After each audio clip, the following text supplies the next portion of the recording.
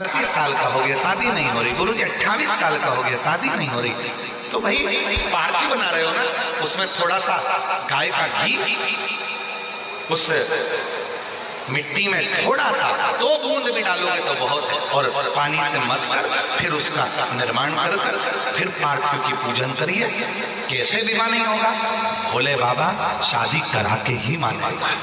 पार्थिव बनाने का नियम है, ऐसा नहीं है कि केवल पानी में मिट्टी को घोल लिया और पार्थिव लिंग का निर्माण कर लिया। हम 1.25 लाख बना रहे हैं, हम 2 लाख बना रहे हैं, हम 5 लाख बना रहे हैं, हम 1 करोड़ बना रहे हैं, हम 20 करोड़ बना रहे हैं। बनाओ, मना नहीं है, पर पार्थिव बनाने के भी अलग अलग नियम है। कौन सी चीज के लिए, किस चीज के लिए पार्थिव बना, किस चीज के लिए पार्थिव?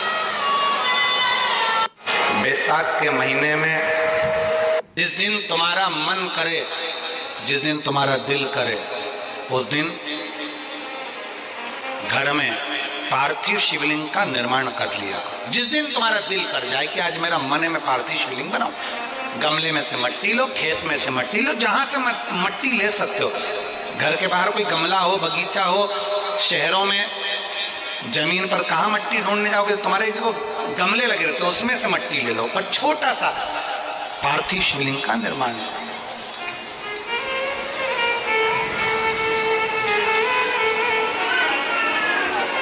समझ लेना जरा, तुमने पार्थिव शिवलिंग बनाया, जलाधारी बनाई,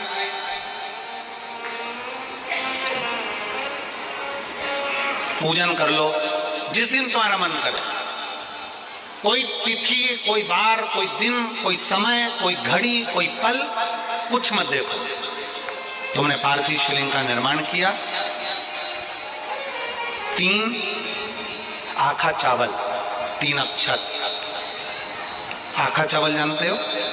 साबुदाना, आखा चावल। 3 चावल के दाने, एक गणेश जी की जगह, एक अशोक सुंदरी की जगह, एक षडानंद कार्तिकेय जी की जगह। 3 चावल दाने।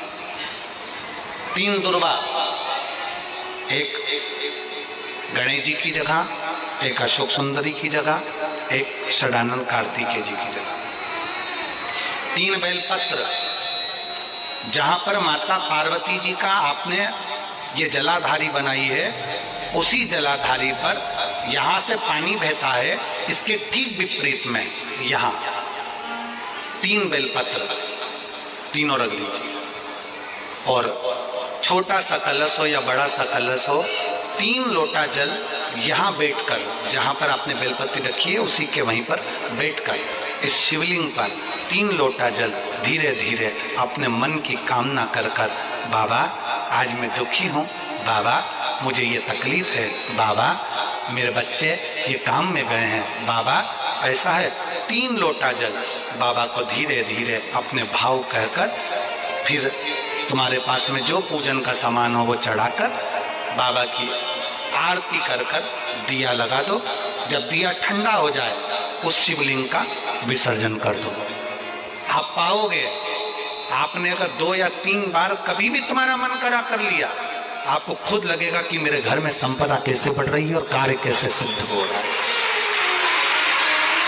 शिव आराधना में भगवान शंकर की, शिव भक्ति में भगवान शंकर की अविरल भक्ति में पार्थिव शिवलिंग का निर्माण और पार्थिव शिवलिंग की पूजन हमें बल प्रदान करती है, हमें बल देती है। 7 महीने में पार्थिव शिवलिंग के निर्माण का। और उसमें एक बात कही गई कि जब संसार का मनुष्य मृत्यु लोक में रहने वाला मानव, मृत्यु लोक में रहने वाला मनुष्य मिट्टी के शिवलिंग का निर्माण करता है, पार्थिव शिवलिंग का निर्माण करता है, और जिस घर में पार्थिव शिवलिंग का निर्माण होकर उसकी पूजन होती है, घर का सदस्य उस पर अगर 1 बूंद जल समर्पित कर देता है, तो जितने घर के सदस्य होते हैं उस पार्थिव शिवलिंग के निर्माण करने वाले होते हैं, पूजन करने वाले होते हैं, उनको 6 महीने तक किसी बड़ी बाधाओं को झेलना नहीं पड़ता, वो दुख अपने आप हट जाता है। सब लोग जम के तो बोलो जरा, जानते हो ना सब, मिट्टी का पार्थिव शिवलिंग का निर्माण जब हम करते हैं तो दुनिया के लोगों को लगता है कि हमने शिवलिंग बनाया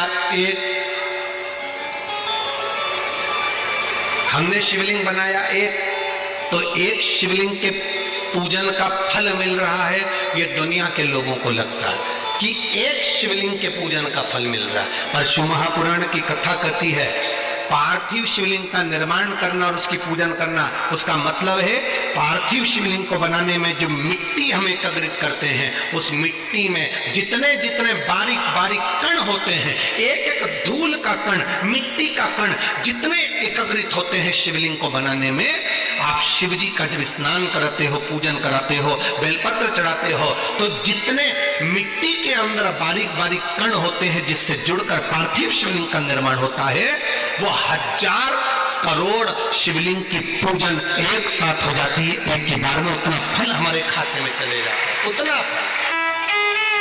शंभो शर